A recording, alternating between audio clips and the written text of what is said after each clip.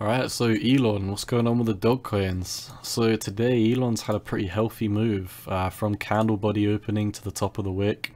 We've basically gone up, 24% today, almost 25. So what I'm noticing on Elon that I pointed out in the last video, if we're looking at the macro time frame, if we're zooming out, you can see that we bounced off the 786 on this lower candle body wick here, and we've used that as support.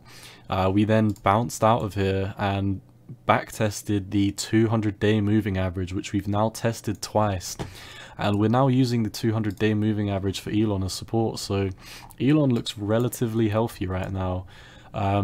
There is also a W pattern, if you can see it here, from this wick to here to here and all the way up here. So for Elon to break out of this W pattern, we would really need to stay above this this green line here at the 922 level. So if we do break below this 922 level, then I don't think that this would play out, and Elon is probably going to bleed out for a little bit longer. But what to look for if we do from here to here on the W pattern, you can see, if we take the conservative, not from the wicks, that you can see that we would be all the way up here at 13.4 again for Dogelon, which is approximately almost another 50% move. So what to look for now in Dogelon is specifically what to look for in Bitcoin. Now, if Bitcoin is able to bounce off this 40,000 level and remain bullish, then Dogelon is definitely going to follow.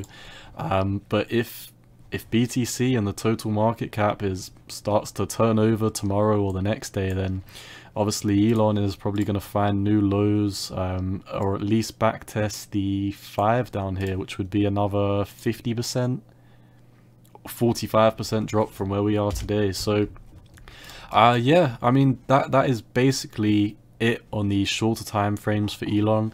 If we come out to the weekly time frame, you can see the RSI looks like it's kind of curling up in the middle here, so it does have more room to go to the upside or the downside.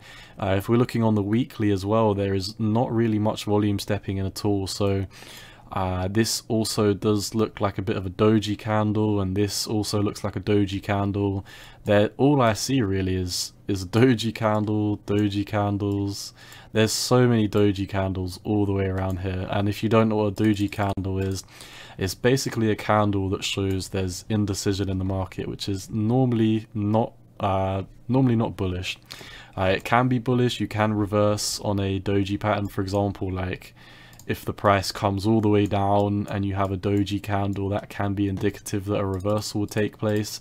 But it just seems like Elon's printing doji candles everywhere, so not really too much information there. So if we are looking on the daily, the biggest hopium for Elon is staying above this 92 free level.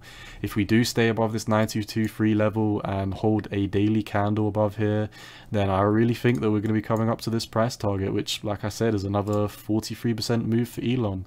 But we would need to look at the total market cap, and we would need to get above this 618 for the total market cap, and specifically for Bitcoin, we would need to close a daily candle above this 40,000 level, and we would need to have more volume stepping in and potentially come up to the 43,000. If we don't do that and Bitcoin starts rolling over, then Dogelon is gonna crash and burn and basically completely fall off the table.